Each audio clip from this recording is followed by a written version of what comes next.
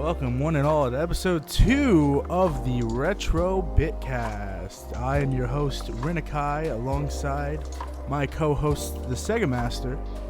That is me. What's going on, everybody? And Tim Jones. Hello. Unfortunately, co-host Viking Blood cannot be here this time around. Viking is still a co-host, though. We love Viking. Viking's great. No, However, I couldn't make it to one episode, so we gave him the chop. He's just done. Yeah, that's it. He's out, actually. However, in Viking's place, we do have fellow founder of the Retro Bit Champs and streamer extraordinaire, Zaphod.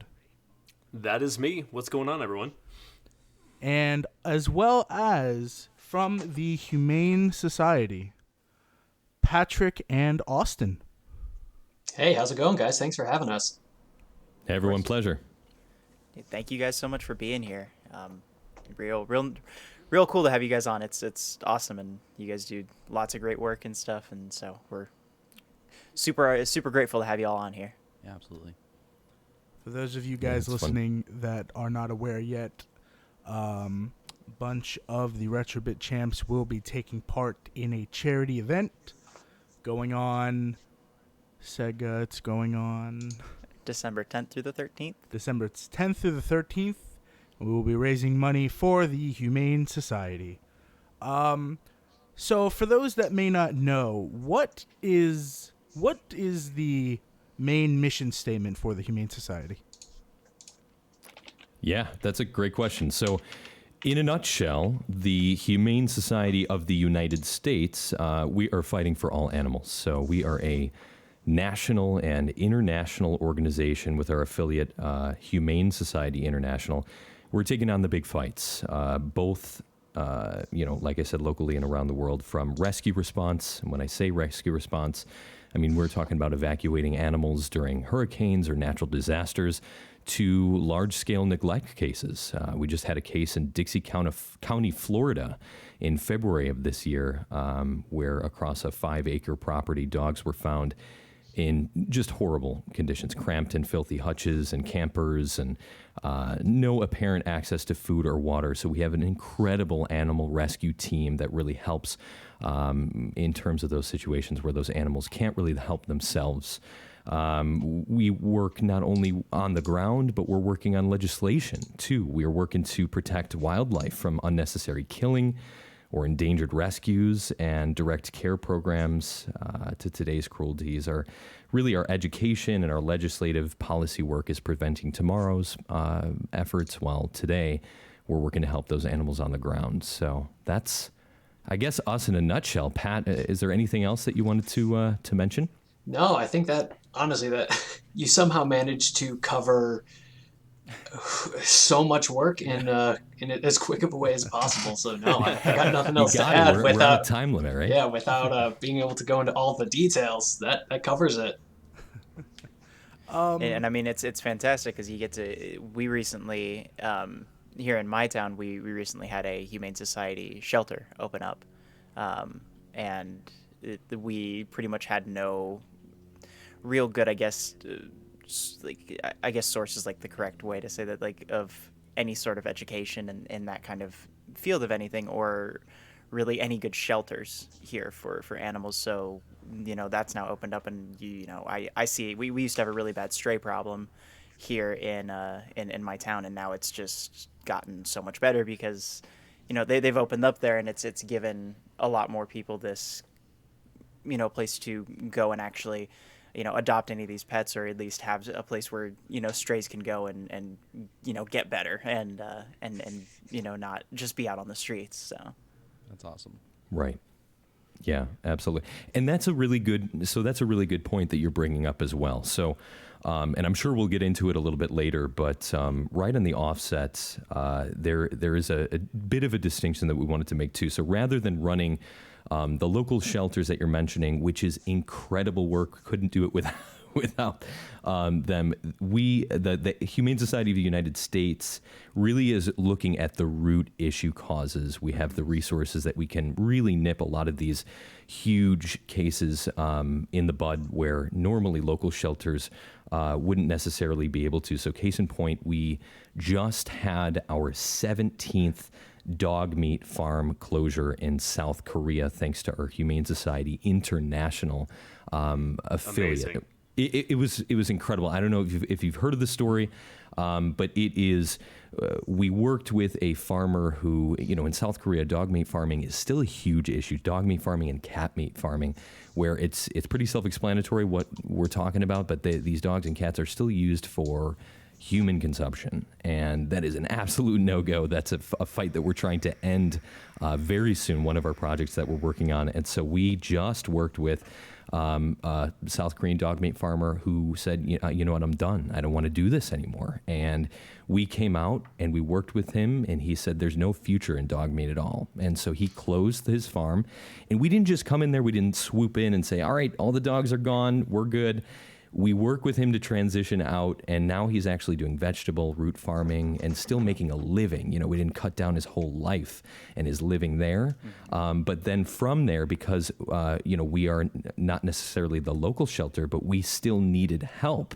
And so we took those animals and we worked with local shelter partners in Maryland and in Ohio and in Pennsylvania to take on the responsibility of adopting out these fortunate animals into their forever homes. So I'm going to stop, hogging all the spotlight here. But it is amazing the work that we can do with the shelter partners in order to get all this amazing work done. Oh, that's amazing. I know, during the events that I've participated in with the Humane Society, the one video that everyone always remembers is Winnie.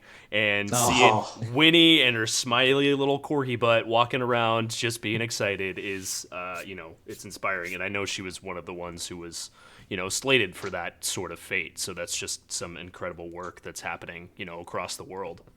Yeah, and if I can even go a little bit further with the closure of Farm 17, this happened recently. So all of our volunteers that went from all over the world to South Korea, they also had to do a 14-day, Austin, correct me if I'm wrong, but I believe it was the full 14-day quarantine in another country to go and rescue these animals. So we're, the volunteers, the people on the ground doing all this rescue work, people back in the States that helped convert I believe it was a small airplane hangar into a temporary housing shelter. It's all incredible stuff going on. And it's kind of amazing what happens when so many people come together for that kind of a cause. It's just I work for the org, and I'm getting kind of getting chills right now thinking about it. You guys are the real heroes here. You actually brought up a kind of a point to a little bit of a question I wanted to ask. But before I do that, I want to double back and say I apologize. You guys are the Humane Society of the United States. I was just saying Humane Society. I want to apologize for that. No need to apologize. It's a really, I'm glad that we had a chance to speak about it, and because there is amazing work that the local humane societies are doing, and we just we wanted to take a second to talk about some of the work that we're doing as well, not only in in collaboration with some of those local shelters, but also some of the work that we're doing nationally and internationally. So no worries at all. Absolutely, 100%. Now, with you guys, a lot of Humane Society all around the world, they work in different places, different countries. How has, 2020, you have the coronavirus. How has COVID affected the way you guys are able to do what you do?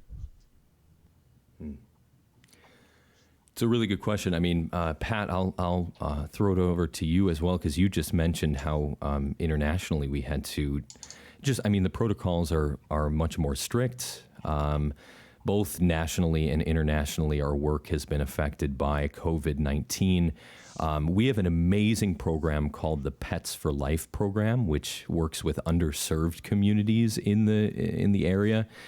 And before COVID, it was always a struggle working with families who have to decide between getting a meal for their family or feeding their pets. And what we had to do at the Humane Society of the United States is we help provide food, immunizations, pet toys, different things that can help enrich the lives of both the animals and then, as a consequence, the family themselves. When COVID hit, holy crap, guys. I mean, if you could imagine how it affected everyone, now people out of jobs, unemployment rising, skyrocketing, they had to make a hard choice. And luckily, with our teams, we were able to, with strict protocols, be there when they needed it. And internationally, Pat, like you were saying, in South Korea, they were doing some strict procedures as well. Yeah. And Austin, I think you covered so much right there.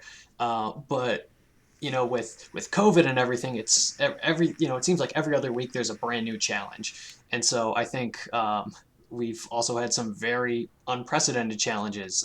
If you can take yourself all the way back to March or April when Tiger King was was on Netflix, we had a lot to handle with that, where people were talking about like, oh, I want to, well, if they can get a tiger, I want to get a tiger. And we have to, say like, hey, actually, probably no one should be having a tiger as a pet. Probably like, not a good idea. Don't buy tigers. Yeah, they're wild animals. Yeah. So it's, the stuff we were able to predict, like the Pets for Life program and some of the work that we do with like rural outreach and people that might not be able to go, that might live in more secluded areas that have to go far for vets, being able to take our services out there and do everything with within proper socially distanced protocol in place. It's kind of like who knows what's going to happen next. There's always unfortunately always a new challenge for us to face, whether it's a COVID world or not. And in the end of the day, COVID happened, but the work can't stop. Mm-hmm. The animals are still going through some really rough times, and that's why we can't do this without all of you. I mean, the support and the whether through donations or advocacy is crucial right now, more than ever, because we've been having it's been hard, especially for these animals and for the work that we're doing. It's been hard to do animal response 6 feet apart from each other, and we've had to figure out different strategies throughout this whole year, and we wouldn't be able to stay afloat without your support. So big thank you. I'm curious. I realized as you were talking about it, there was that news report I've heard come out in the last month or so about the mink population, I think in Germany, I'm probably getting the country wrong, but that got heavily infected by COVID. And I'm just curious if there's any knowledge or insight or just information you can provide that, maybe there's specific support that people can give for animal populations that are potentially, that are compromised due to COVID, or just any kind of news or information that you both might be aware of as far as animal populations affected by COVID. Yeah, I mean, it just shows that. So one of the big fights that we're trying to do is ending the fur trade and the fur market. A lot of animals are still being used by their fur. I feel like our generation doesn't really understand it. That's kind of like our grandmothers, like going to the fancy concert, and here's my, they're passing down their fur coats. Yeah, that's not necessarily something that we necessarily do, but you're right, Zafad. They in the Netherlands, they are unfortunately, COVID has been over pandemic concerns. They're unfortunately going to be slaughtering 15 million mink on fur farms because of these pandemic concerns. And so for our benefit to get fur, they're going to destroy these animals because they're on these large, inhumane farms just to grow for their fur in these cramped cages. And COVID has definitely affected this. And so it's, we're trying to call on the Danish government to turn around the tragedy and transitioning fur farmers into more humane livelihoods and closing down Denmark's fur industry for good. And this is just one case study for hopefully the change that we could make in transitioning to different, more humane methods. But yeah, it sucks. Yeah. I think that's just amazing with the international work, because like Kai had brought up earlier, like I too, I didn't know that there was necessarily that differentiation there. I knew that y'all had done work with, or rather that y'all do work with stuff overseas and ending like that fur trade and everything like that. I didn't know it went that deep though, so kind of hearing a lot of that is really cool, and it's good to know that not only is stuff going to be handled here in the United States as well, in terms of, just any animal cruelty or anything like that, but also that extends out to the entire world, because, we're not, just because we see it mostly at home, that doesn't mean it's not happening everywhere else. And there isn't somebody that, or rather an animal that needs help, outside of that as well. And habitats and stuff that aren't being, destroyed and stuff like that outside of the states and everything. For sure. Yeah, exactly. I actually want to transition a little bit into the Humane Society's involvement with Twitch and live streaming. So as we talked about earlier, a lot of our Retrobit champs are going to be raising money for the Humane Society, and they're going to be spreading awareness, showing what the Humane Society is all about, what they do to help. How long have you guys been involved with Twitch, and what was the driving force that made you think this is a really good idea? It's a good question. I'll take the first part, and then Pat, I'd love for you to kind of talk a bit more about the event that's coming up soon as well, if that's all right. All right? Yeah, absolutely. Go ahead. Cool. So I'm very lucky to be working with a team of folks that are very open-minded. Our organization is so large, and luckily we have an opportunity to test and experiment and look for other animal advocates in different slices of the pie that we might not have looked at. So we are focusing on events or activations, however you want to call it, that attract this next generation of animal advocates through, I'd say, non-traditional, Twitch isn't something that you normally hear every day, but you're hearing it more and more, I guess. But yeah, so in place of, you get a letter in the mail saying, hey, do you want to donate $20? Do you want, you get a phone call saying, hey, it just seemed, a little bit outdated, and we have a new audience here that we want to reach. And so that is kind of how this department was created, and it was meeting animal advocates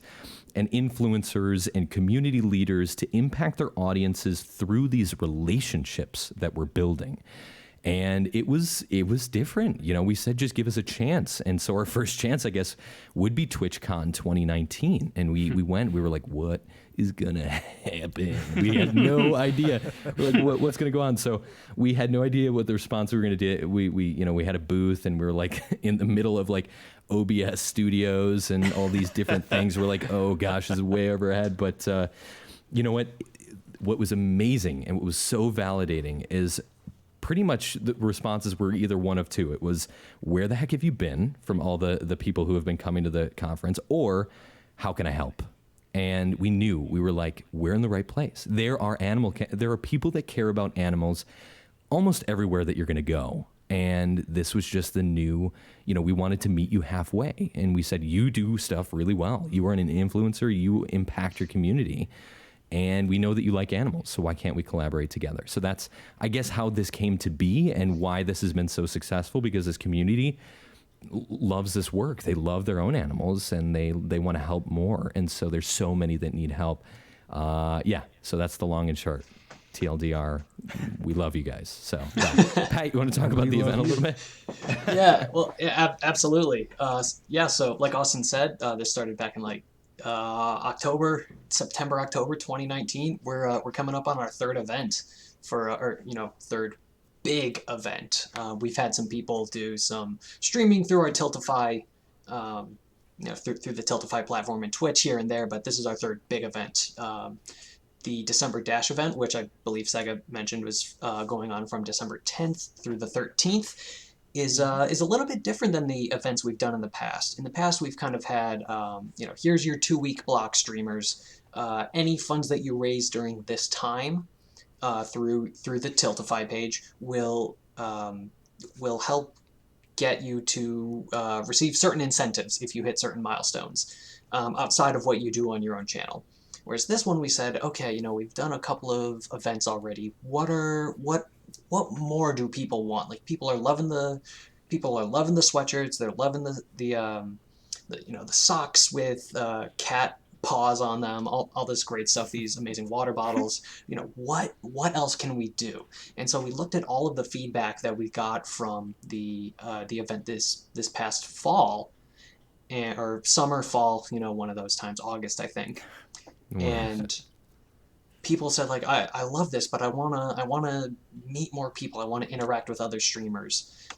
So we were like, okay, let's see what we can do. And so we worked for a few weeks to build out this event. We're like, okay, well, let's put people in teams and try to, get them to collaborate with new streamers they maybe wouldn't have the chance to meet. Because if anyone has been on our Discord, there's maybe, Austin, like 400 people. I don't want to oversell us, but it can get a little overwhelming. It's over 5,000. No. I wish. There's about 400. Okay. Yeah. All right. About 400 streamers, advocates, supporters. I know we got a few people in there who really just moderate other streams. But it can get a little overwhelming if you don't know anyone, if you just know the organization. So we thought this would be a great opportunity to get people to meet each other, work together, work with streamers they maybe wouldn't have the chance to meet, and kind of say, hey, you're a group together. You have this common goal. And so far it seems like it's been great. Like people are coming up with ideas, they're bouncing ideas around. I'm getting messages all the time from streamers on my team, Go Team Rabbit. No, Team Chicken. Yeah, Team Chicken for the win. Did anyone else hear that audio cut out? Did anyone else hear that audio cut out right there? I don't know. Nice, that was good. That was good. At the end of the day, it's friendly competition, and we're all, it's all going to the same cause, right? No matter what, 2 through 4th, wherever Team Chicken finishes, you guys are all great. So what, gamers? Gamers being competitive? That just, I don't know. I've never heard of that one before. Maybe you try something different next time. We'll see. And that was the biggest thing. We wanted to make sure that we didn't come, especially into TwitchCon, and now that we've been in here for about over a year, we didn't want to come in being like, "Hello, fellow youths, this is our organization," and we didn't want to be corporate. We didn't want to do that. We wanted to meet you halfway and figure out like what's still fun for you. So we're not like pushing a square peg into a round hole. So like we talk about our work, we try to do some gamification elements, but really it's been more and more led by streamers and community leaders. I mean, this is the first time, Pat, that we had like pack leaders. So if you've never done a charity stream before or a live stream fundraiser, you have people that can mentor you if you want a mentor, that can give you some great tips. We have a pack leader and basically a community leader who's doing of one of the team, I think it's Team Cat, Standard Damage. He's doing an education on like tips and tricks of how to really make sure that you can grab your audience's attention and keep it, and different things. So it's been cool to see how this community has taken ownership of helping these animals. So it's the best thing we can hope for. Yeah, and honestly, the support that I'm seeing from streamers all over. Sorry to break the wall, but all 4 of us from HSUS talk with each other, so we kind of get a feel for how the other teams are going, and we're just hearing all these great ideas being thrown around, and it's some real exciting stuff. That there's going to be a lot of really cool things happening this December. So I'm excited to see what happens. Yeah, I can I'm excited just to watch it all say. go down. from my experience, I haven't worked with a whole lot of charities, just a few here or there doing things, but the way that you guys kind of came in and understood that Twitch kind of has its own culture, its own memes, its own just kind of way of doing things, and understanding that it's not like you're not trying to form fit what has worked for the Humane Society in the past and try and force that upon Twitch and Twitch streamers. You kind of said, here's some tools, we've developed a lot of things, and you can run with this if you want to. These things are working, these things aren't, and the flexibility that has come from the Humane Society has been so amazing to work with in so many different ways that has not only helped streamers, whether you have the relationship with getting people on the front page that may have never had that opportunity before, or just having the Tiltify set up and ready to go, custom overlays, all these little things that really make a charity stream seem so professional and set people up for success. And I just, I pat you guys on the back for that. It's been amazing. It is it's a really cool thing that just what it is in general. Like, you have the cool competition between the streamers, like who can raise the most money, but at the end of the day, it's all going to the same place, all going towards the animals. And I've been in this community for a little over 7 months now, and what I've seen just from the people in the community, like, we can raise money and like we do so much good, and like it's just nice to be in such a beautiful community with such amazing people that can all come together and raise money for such a great thing. Wow, Pat! I think that's the bit right there. That's the quote of the whole thing. Hey man, we still got some questions to go, but I'm that's it. Well, we're wrapping up. Thanks, guys, for coming out. Thank you guys for listening to the episode.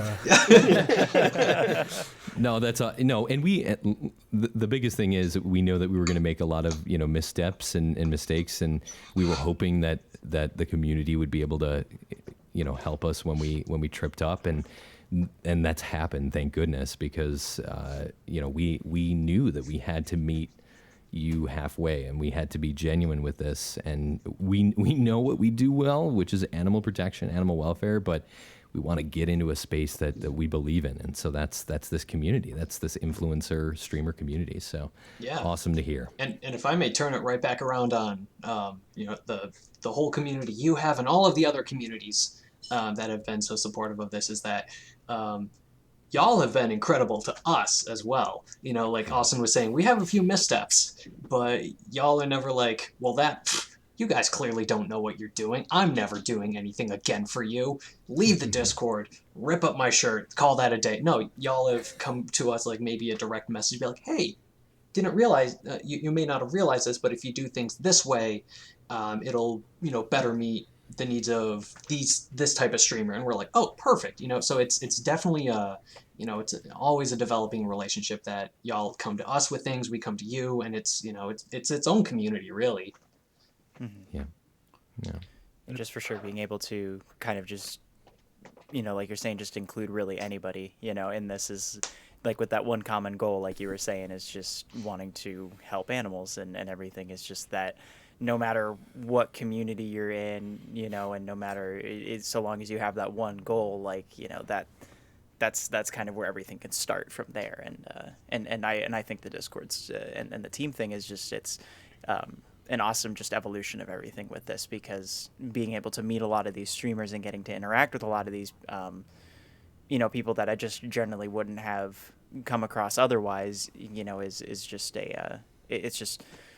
it's really cool, and it speaks to a lot of just how much good this organization really just does in terms of just animals and bringing apart this whole advocacy for everything. Yeah. Absolutely. I don't want to. I think I've been talking enough for the past half hour. Sega and Tim, Zay, if you guys have any questions, please fire away. Sure. Go ahead, Tim. I feel like we answered one of two questions. I just wanted to know how international it went, but I feel like that got answered. And my second question that I had was, does the Humane Society help any animals in the ocean, or is it like a branch that helps maybe sea creatures or anything like that? Yeah, it's a good question. Pat, did you want that one, or do you want? Yeah, well, it's a really interesting question that you brought up, because where what does who who has, look over the sea kind of thing. That's a little bit more meta than we wanted to get on a Saturday afternoon, but the answer is yes. We do. We do both Humane Society of the United States as well as Humane Society International. All of those all the offices in Canada and England and South Korea and Africa, all over the globe. We do work with marine wildlife, everything from whales to dolphins to protecting sharks from being hunted and from each other. Yeah, not even killed. Kind of just their fins cut off and thrown back into the ocean for shark fin soup. There are protections with that. Manatees, sea lions, seals in Canada. Marine wildlife is definitely something that we have a hand in. Both in the United States and all over the globe. Yeah, and that's exactly right. We definitely protect marine wildlife. They have threats to their habitat from either chemicals, from overfishing, from hunting, and pollution. And so we're trying to work on all those things. Seal clubbing is still a huge issue. Sea lions have had a huge population decrease in Alaska, particularly over the past 30 years.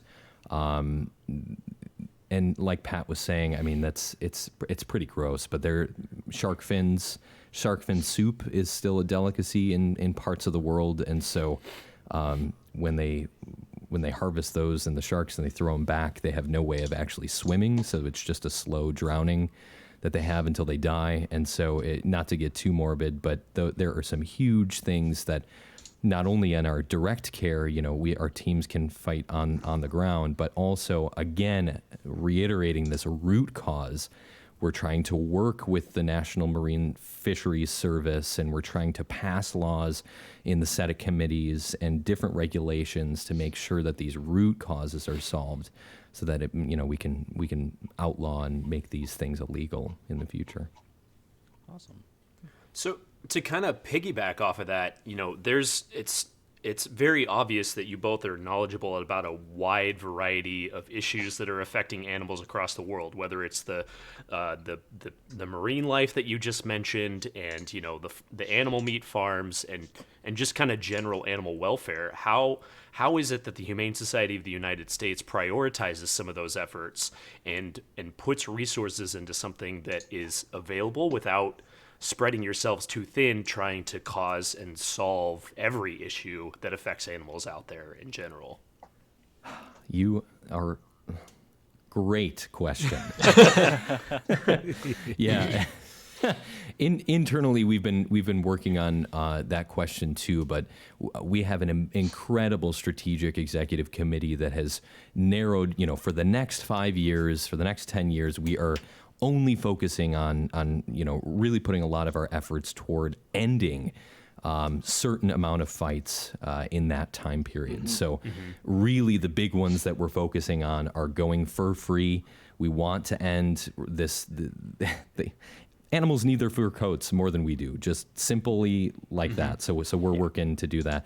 We're improving the lives of farm animals. We want to reduce the suffering of animals raised for meat, for eggs, for dairy. These mother pigs cannot turn around in their own cage their whole life before they're slaughtered. So just a terrible life that they're living. So we're working to pass, big propositions throughout the country.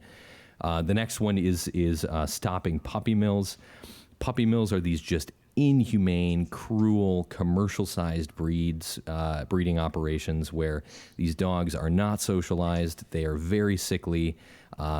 If you're buying a dog on the internet, or you're going to a certain puppy store or something, and they're not letting you meet the mom, or they're not letting you see where the dog was born, huge red flags. You need, we always advocate for rescuing animals if you can, and if not, you want to go to a breeder, make sure the breeder is responsible. Please, please, please. There are clear red flags that you can see through there, and then ending cosmetics animal testing. Making sure that these bunny rabbits and different animals are still getting stuff put in their eyes and ingested in their bodies, and just that doesn't need to happen. It's just it's antiquated. And then the final one is banning trophy hunting. So really, 5 big fights that we want to focus on in the next 5 to 10 years to really end then we'll move on to the next big fights and Yeah. then go on from there to there. And what I think is interesting is that, it's always dynamic. Like our like Austin said, our strategy team is always looking at things like what's coming up and maybe what's the next thing that we can add to the list to, become a big victory in these fights. And then on top of that, those are our 5 big fights, but we're a pretty big organization. Yes, we take on the biggest fights, but we also gotta recognize there's all these other terrible things going on that can really help. All these smaller things that we might not be prioritizing as much, getting those things, that cruelty out, that's going to create a more humane society. So of course we're looking at how to promote just eating more humanely and ending homelessness in pets, animal fighting, smarter wildlife management, protecting marine life, stopping wildlife trafficking, protecting equines, all of these different things. There's so many talented people working on all of these issues together. So there's a lot going on, but I think what gives a lot of us hope within the organization is that this is one of this generation coming up right now are more empathetic towards animal issues and animal suffering than ever before. So I think we're going to see a lot done in all of our lifetimes to end this suffering. That's amazing. Yeah. So with that, is there, to kind of generalize, like say for example the dog meat farms or the cat meat farms, is the strategy for that issue, does it end up, I mean, I'm sure it's a combination of a number of things, but is it more, because say like I was raised in an area where I ate dog meat, I may not have an understanding of how inhumane that process is and what it actually does to those animals. Is the strategy in those areas, is it more education based around local populations, and I'm sure it's involved with also passing legislation and educating leaders? And if you could just give us, maybe excuse me, an understanding of that sort of strategy, I would be very interested. Yeah. I can do a little bit, and then Pat, I'm sure you can fill in a little bit. But the long story short is, it's ingrained in it, like you said, in different cultures. It's very prevalent. So just so you know, quick stats: 30 million and 10 million dogs and cats, respectively, are killed annually for human consumption across Asia. So just so you know those stats, you understand that is it's in the market, it's in the economy. And so to change something that big, you're right, it has to be different arms that you approach that issue with. So yes, on the ground we can go in and help rescue these animals, but in a given year, if you rescue those dogs, it's just going to crop up another group of dogs in their place to fill that demand. And so that is one arm of help that we're doing. The second one, just like you said, is education and advocacy, saying this is what's happening to these animals. Some of them are either kidnapped from the streets. They steal pets from the backyards. They buy them from owners. I mean, there are many different ways that they're taken. But again, once you know that education, and then that third and final arm is trying to change the legislation or the different types of laws that we're trying to do there, and then finally we want to make sure that the farmers still have the living, so we can transition them out too. So there's different arms that we have to approach the strategy for an issue as large as something like that. But Pat, was there something that you wanted to add on that point? I mean, in terms of anything specifically related to the ending dog meat and cat meat farms, I think you covered everything. Or all the important topics, excuse me. But what I think what's really important to identify here with, and this isn't just South Korean dog meat farms or trophy hunting in different parts of the world, is that with all of these issues we have advocates that are from these parts of the world down there helping lead these changes, because the last thing that we want to do as an organization is come in, not have any cultural understanding of these particular areas and say, this is how you do it because that's how America does it. That's not Right. That's never going to fly. That's going to make things worse. And so like Austin said, the education and the advocacy, you know, like these are like sure, we're kind of like sharing all of this information and getting people educated to then make these changes in their own communities, whether it's in a small town in the United States or in another part of the world. And it, you know, it's definitely a sensitive subject. It's definitely a sensitive topic. It kind of, sorry, this is kind of a quick break. Could I possibly promote the dog meat trade podcast that Austin and I did earlier this month? Absolutely. Okay. Yeah, Sure. Go for it. Okay. It's a really tough subject, but we did have an expert on our most recent episode of Humane Voices, which is the official podcast of the Humane Society of the United States that Austin and I are members on, where we interviewed. Wow, Austin, I apologize. I cannot recall who we had on that episode, but she had a lot of really good things to say about the dog meat trade. And who's that? Oh no, keep going. Go ahead. Oh, my bad. Sorry, folks. Finally put a stick in the spokes. All right, I'm gonna redo that. You know, I'm checking now. Hold on okay. 1 second, Pat. Yeah, okay. Sorry, guys. No, No, you guys are good. I'm a jackwagon. I just want to say put her name in the caption. Yeah, I was checking it too, man. I'm trying to find I'm her like name. $2,200 or $2,200. Yikes! Good job, Pat. Way to go, producer. As well too, just to buy y'all a little bit of time here. I'll go ahead and say, you know, for the podcast and anything else that y'all want to plug or anything, you know, definitely, you know, voice it now for sure, because we, you know, I'll include any links or anything like that in the description for anything below.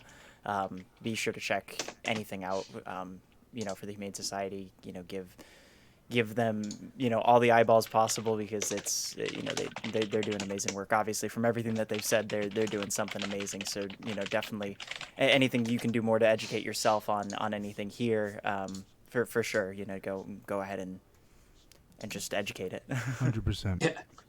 Wonderful. Thank you. Yeah, thank you. Of course. And then as well too, I was thinking about this while y'all are looking for that. I did have a question before we get too off track there. With me personally, I keep a lot of insects. I have a lot of spiders and you know and stuff like that, because they have a lot of there's a lot of just environmental stuff that's going on that's limiting their habitat and everything. And I guess is my biggest question with that too is like, is there anything in the Humane Society, you know, international or the United States that kind of works with that works to I guess kind of try to help that and make sure that, you know, those habitats aren't being destroyed or anything, or any kind of like laws or anything like that you know y'all are trying to pass? It's a really good question. It is. Pat, I don't know if there's specific stuff on my end that I know. I know that we work with bats and different mammals there. We in our own office have an apiary and you know, beehives that we work with, but I don't know specifically if there's certain legislation or stuff that we work on for insects. Do you know?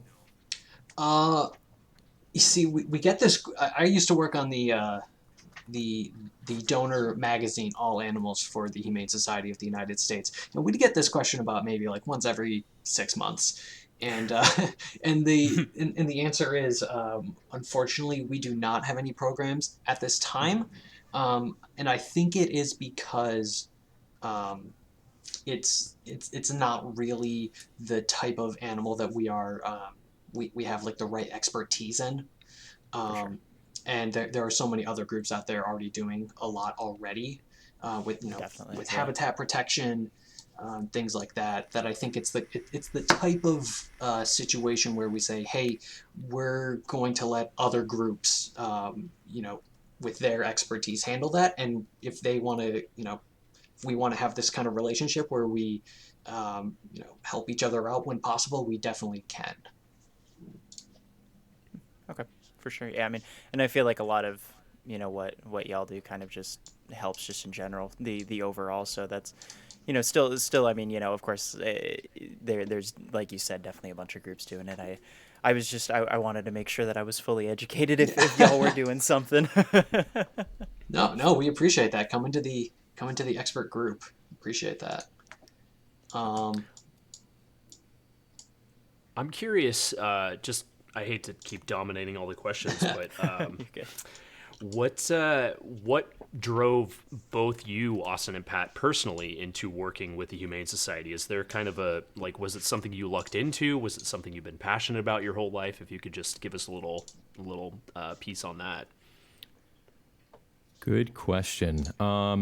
For me personally, I always grew up with animals, and it was just a thing that, they were just part of my family. And I don't know, it's kind of like a Soylent Green or like a 1984 kind of thing where like the veil started to get lifted over my eyes over different issues. And I was like, wait, where does this come from? And like, what is happening here? And so, yeah, I just, I don't know, animals have always been a kind of a family to me. And so there's just a certain kind of value and placement. I think that they're all important and valued and stuff like that. So all the cliche stuff, but it really does matter to me, and that's the passion that I bring into into that. So and while my strength isn't necessarily like going into the field and identifying all these like we have subject matter experts that will blow your mind. I mean, they know so much stuff.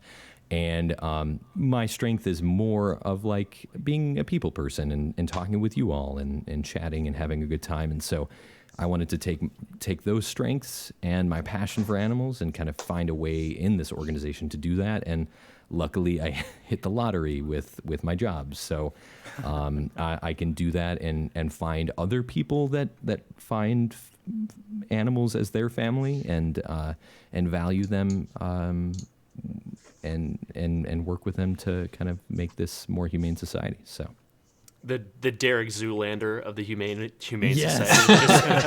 Society. My job is to be ridiculously good looking. That's it. Blue steel until they help animals. That's it. Yeah. How about you, Pat? Yeah. So I mean, it's to kind of answer, I think, another question I think somebody asked in the Twitter comments.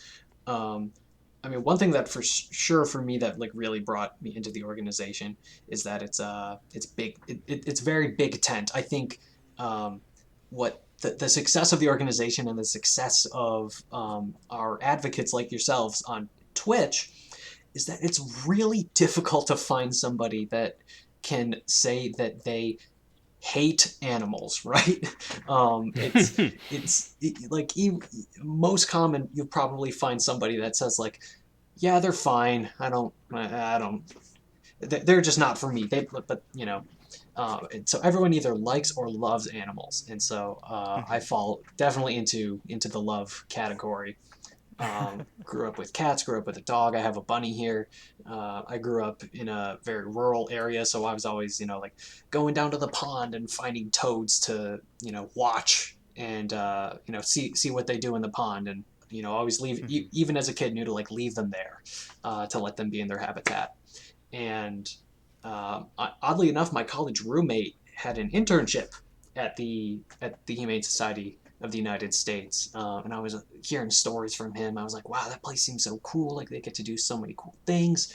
And then after graduating, he got a job there, and he still works there today. Paul, some of you may know him, Paul or the Dro. Yeah, he and I were college roommates. The Dro. And well, I mean that's what he is in the Discord. But so he texted me one day. He was like, hey, how would you like to move to this area and work on the team with me? And I was like, you mean I get to be a graphic designer, I get to work at a nonprofit, which was something I wanted to do, and it also is an animal nonprofit? That's that's the 3 boxes. Let's go. So it was awesome. I kind of looked into it, but it's the kind of thing where I was like, oh, once I started working, I was like, oh, I've wanted to do this, but I just haven't processed this as where I want it to be. Yeah. And like what's so great about it to me, the organization, is that it, like I said, it's people love animals, and so the organization's out there trying to reach everybody at where they're at and give them the information to say, hey, this is the information. Do with it what you will. And more times than not, people say, oh, well, I didn't know that was going on. How can I help? Or I want to get involved, or something like that. So it's been great, to be honest. And before COVID, we could bring in our dogs. That is true. That's a big perk for sure. Huge. Although I will say, Well, now with COVID, it's every day. Do that anyway, We right? So always have our animals on hand. Yeah, that's true. Even better. Yeah, you're right. It was kind of funny with everyone in COVID being like apologizing for their cats, walking across their computer or anything. I was like thinking like, oh, that's something that happens in our office every single day. Like that's just a part of the meeting that the dog gets on the table. Yeah, it's a blast. But yeah, I mean, other than that, if you guys didn't have any other questions, I just want to make sure for any other streamers or any other folks that are interested in your community. I know you guys have done a great thing, but it's kind of spreading the word. But one of the biggest things and one of the biggest needs that we have is to continue spreading the word that we're actually out here in the field now in this kind of way. And so if you do have streamers or influencers or animal lovers that want to get involved, join us in Discord. It's discord.gg/HSUS. And join us, chat with us, DM us if you want to get involved for the event. That's awesome. And if not, you just want to chat with us or be a lurker, that's fine. You could do whatever you want. We love the lurkers. We love the lurkers. That's fine. You lurk away. But yeah, we want to grow the community. We want to grow kind of a safe space for people that want to help these animals. So yeah. If you're listening on YouTube, we will have any and all links from today's podcast in the description below, so you can just go right down there and click on whatever you need. For sure. Discord, their podcast, any of their socials, any of that stuff, it's all going to be down there. Yeah. And you just said the podcast, but if anyone would like to know more and listen to Austin's fantastic voice more frequently and learn more about the specific issues directly from experts that blow Austin and I's mind every single time we get them on mic, you can follow Humane Voices, the official podcast of the Humane Society of the United States, wherever you get your podcasts, YouTube, Apple, Spotify, Google Podcasts, wherever. Or if you're more of a reading type, you can check out humanesociety.org to learn all about our fights and everything we do, because of the support from champions like you guys and everyone in your community. Yeah, can't do it without you all. Thank you. Retro bit champions, I might add. Excuse me. So we do have a few questions from listeners of the podcast, but before we get to that, I do have one more little question that you guys may or may not know the answer to, but I figured it's worth a try. With the ongoing pandemic, do you guys know how animals, mainly domestic animals like dogs and cats, how do they react to COVID? Like, can they be infected or anything like that? That's a tricky question that I don't think we are the subject matters on. We have a infectious disease expert that deals with that. We actually have an episode on that if you want to check more information. Hello, podcast listeners. This is Sega from the future. Just a quick message on why this part is suddenly silenced. Austin, said some information here that was given on an episode that they had already done, just to kind of keep everything coming from the medical professionals on here. We decided to cut this out. Please, like he said, go check out, inform yourself, and all that good stuff. Thank you. So, let's just say I don't know the answer to that question, but I think there is some good information on humanesociety.org, and a lot of our shelter partners have met for a long time to figure out the answer to that question. So I'm gonna shut up. Well, and what I'll kind of say to really just support what Austin said is that it's the science on everything, just like with people, and COVID, is that it's always changing. So even if you see one thing one day, you see another day, who knows? What I'll say is the first thing you don't see is not the definitive truth. Whatever because that what may we're be. afraid of, and we don't want, God forbid, if we hear one thing one day and they say that, dogs and cats can carry, then, people are going to start either throwing out their animals or God forbid, doing worse. And so we don't want to spread misinformation, and we don't want to have bad consequences toward either domestic or wild animals. So, yeah, we don't know the answer to that question. Yeah, it's ever changing. For sure.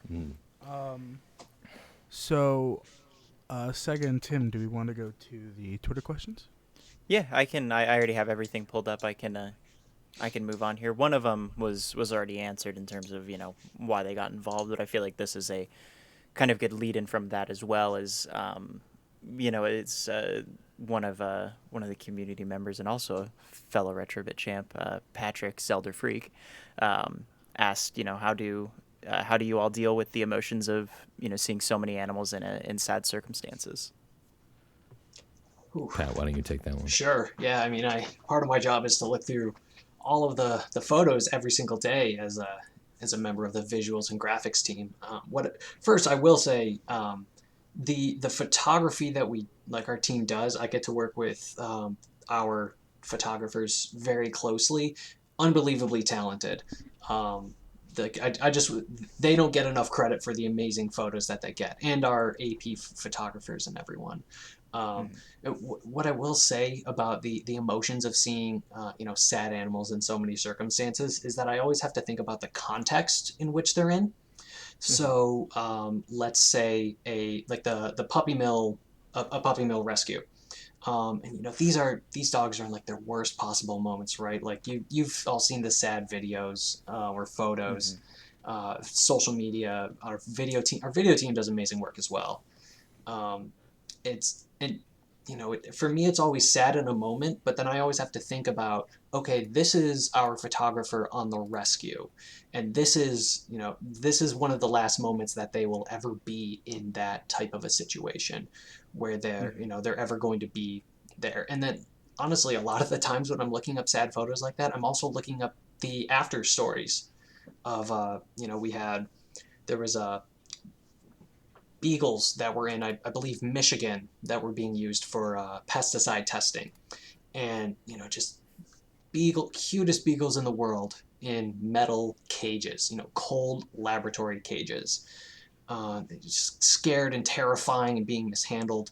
But then I'm also looking up photos of Teddy and Millie from their new forever homes where they have like toys for days. Or if anyone has seen the video of, I think, BB, she has all of her toys are bigger than her, and she's just the happiest little dog in the world with her little Yoda ears. So with sad photos like that, I'm always thinking like, okay, these are the ones that got out. In terms of some of the other, hard, devastating photos, like we have these photos of pigs from an undercover investigation in gestation crates that, just the look in their eyes are so sad, and you kind of know like, hey, they didn't get that same happy ending as Teddy and Millie.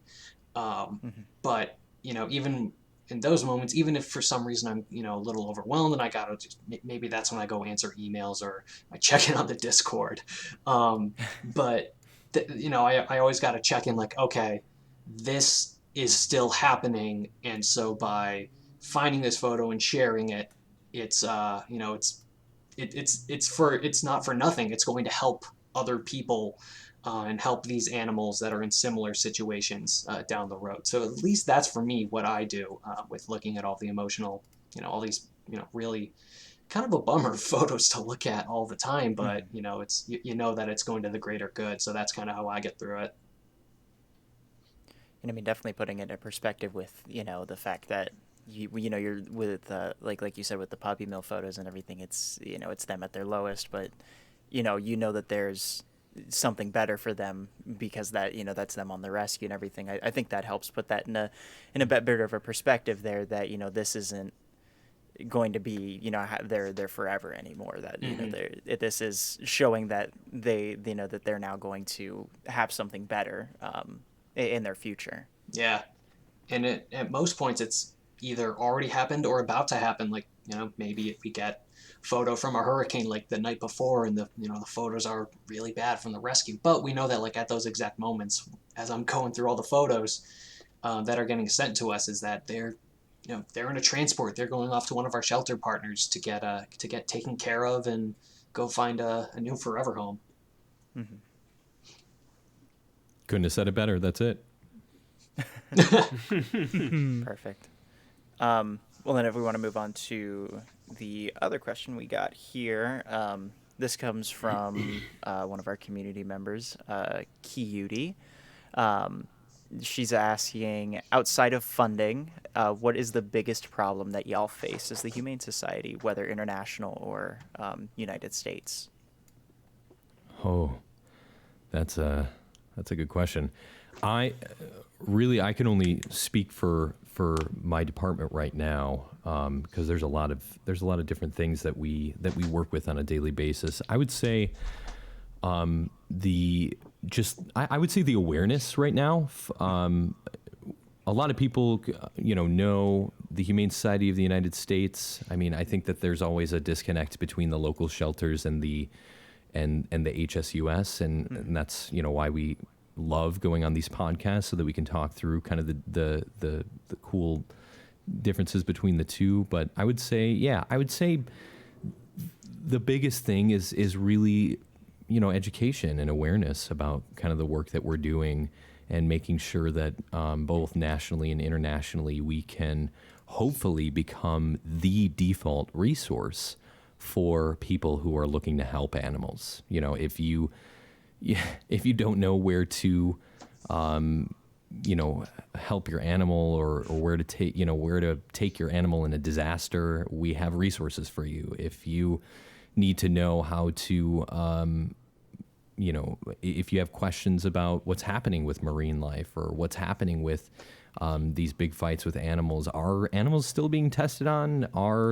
We would love to be your go-to, your Google, your whatever resource for animal protection, animal welfare. So we're going to work hard to keep spreading that awareness, and accurate awareness, and fact-checked and sourced awareness for animals.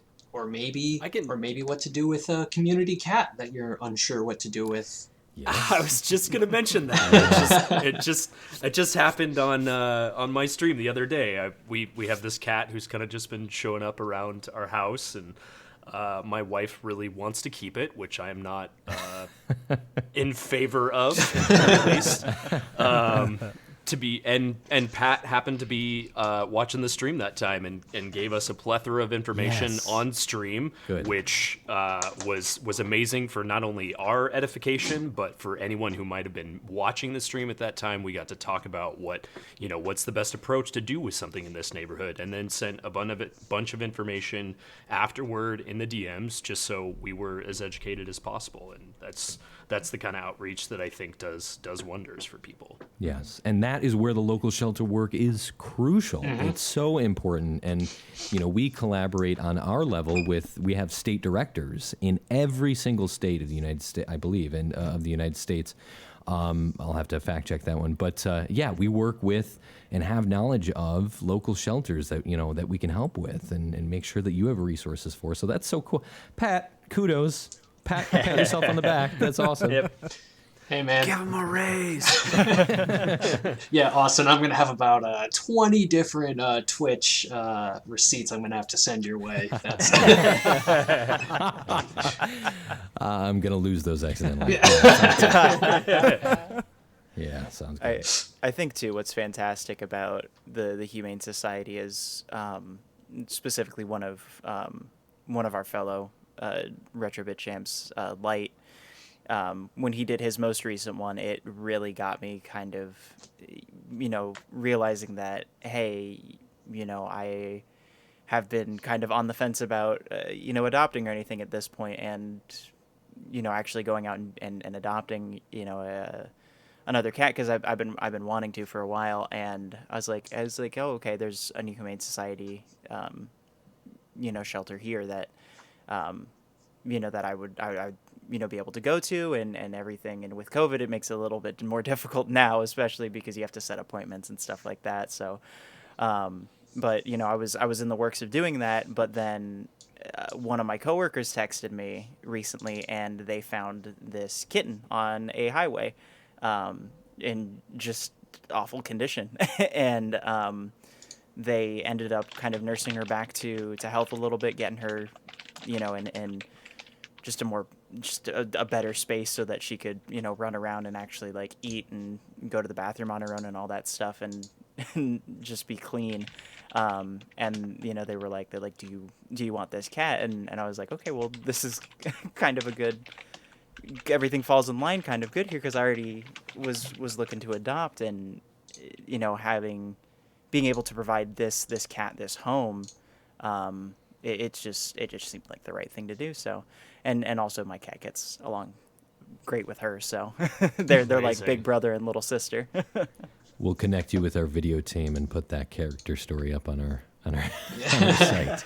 That's great, Sega. I'm so glad you were able to do that with that cat. That's amazing.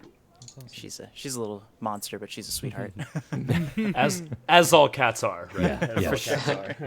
She's got a heart of gold. Hey, it all comes around full circle. Love to see that. All right, Austin, Pat, thank you guys so much for being on the Retrobit cast with us. Like I said before, any and all links that these guys have, you can find them in the description below. But if you guys have any other links or any other events or anything you guys want to talk about real quick before we send off? No, you guys did a great job. Thanks again. Discord.gg/HSUS to join the community, join this amazing group of animal advocates. Let's keep doing some great work for them together. Yeah, that's pretty much it. If there's anything that y'all can't seem to find on humanesociety.org, our DMs are always open. Or if you just want to stop by, drop in and say, hey, we're community leaders, so that's what we're there for. Awesome. Well, yeah, thank you guys again so much for coming on and just talking and everything here. And this is been really educational. As I feel like I've definitely learned a whole bunch that, even though I'm involved in the charity event coming up, there's a bunch of stuff now that I know that I didn't know. So I definitely appreciate y'all coming in and educating. Oh, that's great. Thanks for the opportunity, gents. Yeah, thank you. Appreciate it. Thank you. Thank you guys. Thanks for coming. All right. You guys have a good day, good evening, and all the best to you guys. Thank you guys. All right. Yeah. Talk to you later. Talk to you later. Take care. Hello, everybody. This is Sega from the future. Just wanted to thank you all for listening to the podcast. Thank you again to Pat and Austin for coming on and talking on the podcast. And please make sure you check the description below for any and all links to the Humane Society, their Discord, their podcast. Any of their links will be down below. And please make sure to check out everybody streaming on the 10th through the 13th for the animals. Streaming, raising money, all that good stuff. Definitely go ahead and try to support as much as you possibly can. We would all greatly appreciate it. As well, this episode has been split into 2 parts, which is why you're going to see that these are both kind of shorter episodes than normal. So, please, wherever you're listening to this, that second episode will be available. Give it a listen. And we appreciate you so very much. Thank you again, and have a good day.